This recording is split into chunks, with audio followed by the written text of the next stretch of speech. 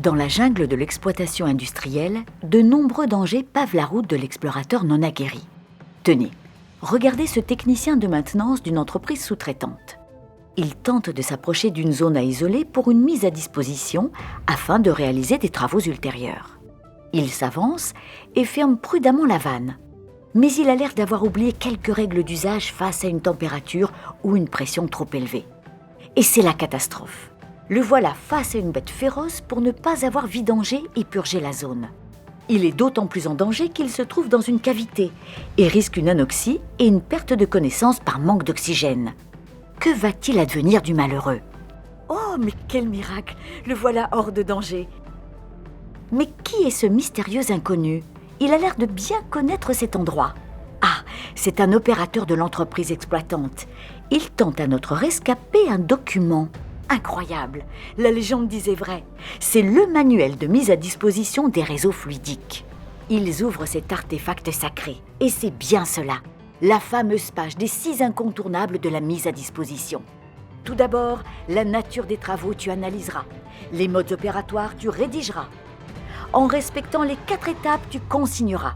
Pour la bonne compréhension de tous, tu communiqueras. La mise en œuvre, tu vérifieras. Et enfin, les consignes et modes opératoires, tu respecteras. Et les voilà arrivés à la lecture d'un chapitre ô combien important, l'analyse des risques pour déterminer le type d'isolement. En cas de pression, température ou dangerosité produit élevé, ou bien en cas de pénétration dans une capacité ou des travaux de feu, il faudra procéder à un isolement sûr, en utilisant au choix une double vanne accompagnée de sa purge ou une platine. Si la pression, la température et le risque produit sont faibles et qu'un isolement sûr n'est pas réalisable, alors on peut procéder à un isolement acceptable en contrôlant par la purge l'étanchéité de la vanne d'isolement, puis en gonflant le circuit amont à une pression donnée, pour finir par une vérification grâce à la pression du circuit aval que la vanne est étanche.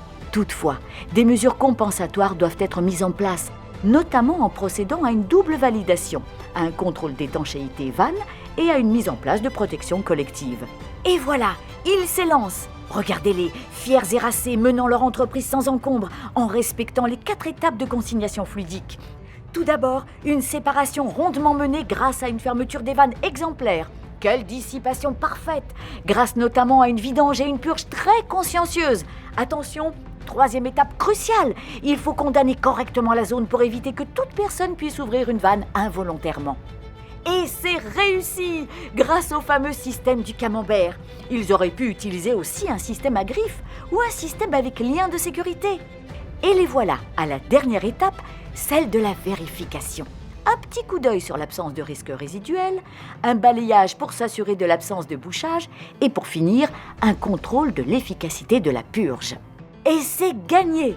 Bravo à nos 2 valeureux explorateurs! Il y a eu le lion, il y a aussi eu le gorille, mais aujourd'hui les rois de la jungle, ce sont bien eux.